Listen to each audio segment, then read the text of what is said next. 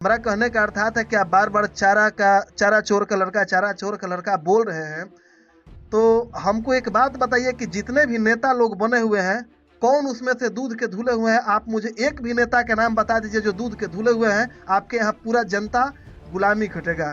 जी, तुम शुक्र मनाओ कि तुम पब्लिक के बीच में कभी ये सब बातें नहीं बोलते हो ना, तो टंगरिया धर के लोग फाड़ देगा, हरामी कहीं के। हम संतोष रेणु को 1% नहीं देखना चाहते हैं। उससे बड़ा चूतिया हरामी कोई है ही नहीं। ये चीज हम नहीं, पूरा बिहार की जनता ये जानती है। तो हम तो चैलेंज करते हैं भाई कि आपको जब इतना ही कैपेसिटी है तो पब्लिक के बीच में जाके बतवा बोल के देखिए ना, लपरे लपरे मार के तोरा ऐसा के लूट लेगा। तो तू नेता बनता है माने चले के लूर नागने में टेर है। यदि आपको सुपरस्टार बनना हो या नेता बनना हो, आप सोशल मीडिया पे आकर लाइव के दौरान या इंटरव्यू के दौरान आप गाली गलौज कीजिए, आप हिट हो जाइएगा। ये सभी बातों को जानने से पहले मैं आपको बताना चाहता हूँ कि मेरा नाम है दीनानाथ और आप देख रहे हैं जनसेवा प्लेटफॉर्म। अभी मेरे साथ हैं भोजपुरी के बहुत ही बेहतरीन गायक मुन्ना मोबाइल। तो कुछ दिन पहले मनीष कश्यप पे एनएसए लगा हुआ था। मनीष कश्यप के विरोध में और सपोर्ट में बहुत सारे वीडियो बना, हजारों हजारों की संख्या में वीडियो बना। मनीष कश्यप को किस नजरिया से देखते हैं? मैं मनीष कश्यप जी को बस पहले तो आप सबको मुन्ना मोबाइल की तरफ से, भोजपुरी एक मुन्ना मोबाइल की तरफ से नव वर्ष की ढेर सारी शुभकामनाएं। और आप सबको जनसेवा प्लेटफॉर्म देखने वाले जितने भी जनता है, आप सबको दिल से हार्दिक अभिनंदन है। और बात रह गई दीनानाथ जी, मनीष कश्यप जी का, तो मनीष कश्यप जी बिहार में बहुत अच्छा काम करते हैं। ये चीज हम नहीं, सब लोग जानता है कि अच्छा काम क्या किया? बहुत सारी चीजें हैं जो गरीबों की आवाज को उठाते हैं। ये चीज सब लोग जानता है कि हाँ, कहीं कहीं अच्छा काम करते हैं। और जितने भी सरकार की कमियां होती है उसको ढूंढ ढूंढ कर निकाल कर जाकर मतलब ग्राउंड लेवल पर देखा जाए तो ग्राउंड रिपोर्टिंग करने में मनीष कश्यप जी को सन ऑफ द बिहार का एक दर्जा दिया गया है। सब लोग इस चीज को बोलते हैं। और ऐसा नहीं है कि मनीष कश्यप जी के ऊपर एनएसए लगा क्या लगा, लेकिन हम एक चीज जरूर मनीष कश्यप के ऊपर एनएसए क्यों लगा, ये आपको पता है? नहीं, उतना विशेष जानकारी तो मैं नहीं दे सकता हूँ, क्योंकि वो कोर्ट की मैटर है। वो 2 राज्यों को लड़वाए थे। वो तो सब कोई जान रहा है कि तमिलनाडु और बिहार की में दोनों राज्य को लड़ाने के चक्कर में एनएसए लगा। पता नहीं कोर्ट क्या समझकर उनको किस आधार से लगाया। लेकिन एक चीज डायरेक्ट मनीष कश्यप का आरोप है कि तेजस्वी यादव फंसा रहे हैं। ना, तो यही चीज मैं मनीष कश्यप जी से बोलना चाहता हूँ कि बड़े भैया, आप अच्छा काम कर रहे हैं, आप अच्छा काम कीजिए। इसके लिए सारा बिहार की जनता आपके साथ एकजुट है। लेकिन आप किसी एक को पर्सनल टारगेट मत कीजिए। आप पर्सनल टारगेट कर रहे हैं लालू यादव को, आप पर्सनल टारगेट कर रहे हैं उनके पुत्र को, तेजस्वी भैया को। हमारा कहने का अर्थात है कि आप बार बार चारा चोर का लड़का बोल रहे हैं। तो हमको एक बात बताइए कि जितने भी नेता लोग बने हुए हैं, कौन उसमें से दूध के धुले हुए हैं? आप मुझे एक भी नेता के नाम बता दीजिए जो दूध के धुले हुए हैं। आपके यहाँ पूरा जनता गुलामी खटेगा। जितना भी हम लोग जो भी हम लोग आपस में बात कर रहे हैं, हम आपसे एकदम दबा ठोक कर बोलते हैं कि जितने भी नेता मंत्री विधायक लोग हैं, कौन जो है जो मतलब एकदम दूध के धुले हुए, कोई के ऊपर ना केस हुआ है ना कोई के ऊपर चोरी का आरोप है। सारा नेता जितना भी है लोग पब्लिक को बुर्बक बना बनाकर, पब्लिक को चुतिया बनाकर वोट लेने का काम करता है लोग। उसके बाद पब्लिक से कोई लेना देना नहीं है। बस यही चीज बोलेंगे मनीष कश्यप भैया कि आप पर्सनल सिर्फ लालू यादव के बेटा को टारगेट मत कीजिए।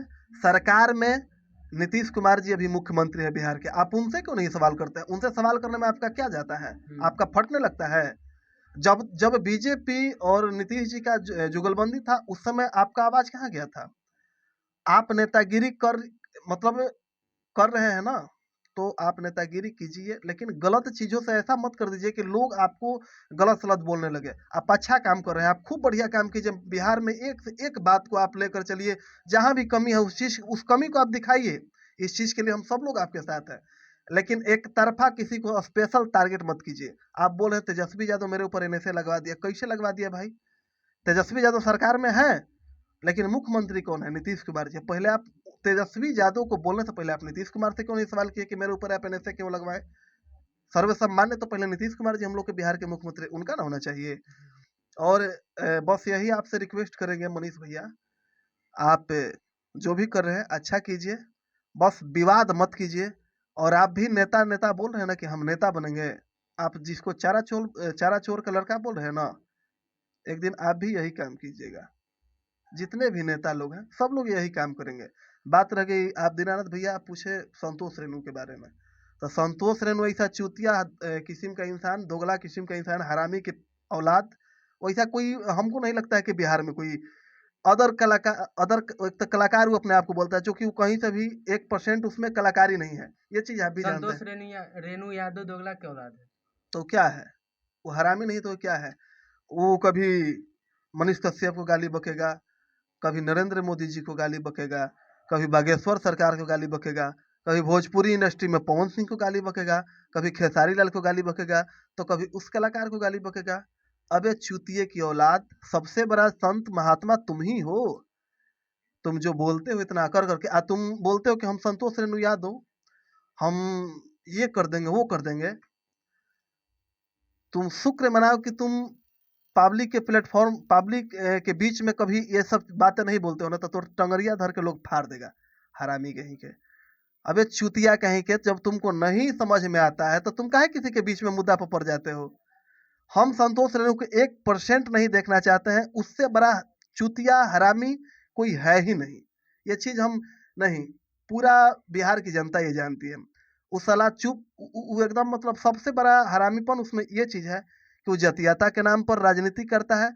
एक तो गाने का वो समाज की आवाज है संतोष कुछ रेणु नहीं, यादव। वो समाज को दूषित करने के काम करता है।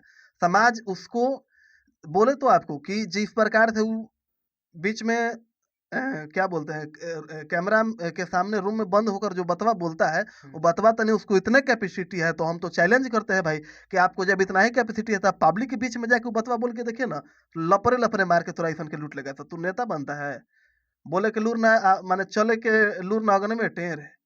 बहुत सारी बात है, उस इंसान के बारे में मत पूछे, नहीं तो हम लोग उससे बहुत फालतू हैं। और जतियाता आप करना बंद करो संतोष रेणु। गायक हो तो गायक की तरह रहो। गायक तुमको कौन मानता है? वो बोलता है कि मगही के गायक हैं, मगही के हई हैं, किसी को भी गाली बकने लगता है। तो उसको न गाने की लूर है, न कुछ करने की, बस दूसरे को गाली गलौज करके पब्लिसिटी करना है उसको, इससे ज्यादा उसको कुछ नहीं है।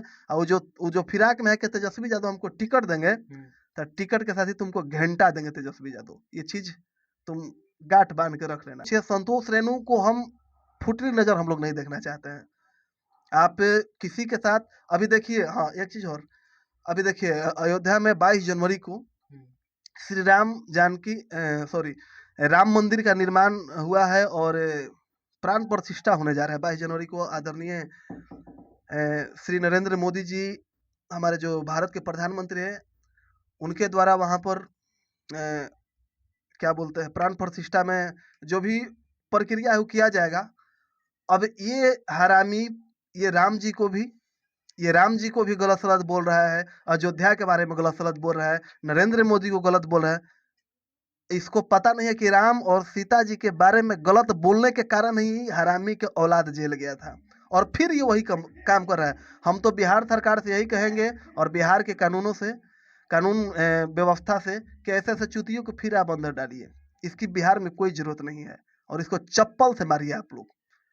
ये राम जी को गाली बकता है, कभी कृष्ण जी के वंशज कहने लगता है। कृष्ण वंशज हम लोग भी हैं, हम लोग भी यादव परिवार से आते हैं, लेकिन इसका मतलब ये नहीं कि हम कि भगवान और धर्म सबके लिए एक है। भगवान बांटा हुआ नहीं है, भगवान सिर्फ एक है, और ये भगवान को भी बांटने का काम करता था। ऐसे ऐसे हरामी को चप्पल नहीं, जूता नहीं, जितना मतलब गंदा गंदा चीज से फेंक कर मारने का मन करे, वैसे वो इतना गंदा गंदा चीज से संतोष बिहार के जो भी जनता है उसको मारिए। हम तो बस यही रिक्वेस्ट करेंगे, विशेष क्या बोले। बहुत बहुत धन्यवाद। धन्यवाद आपका भी दीनानाथ भाई, जो आप इतना कीमती टाइम निकाल कर हमारे पास आप आए। और जनसेवक प्लेटफॉर्म को देखने वाले जितने भी आप लोग जनता हैं, आप लोग इसी प्रकार इस चैनल को आप लोग प्यार आशीर्वाद दीजिए, शेयर कीजिए, कमेंट कीजिए और सब्सक्राइब कीजिए। धन्यवाद।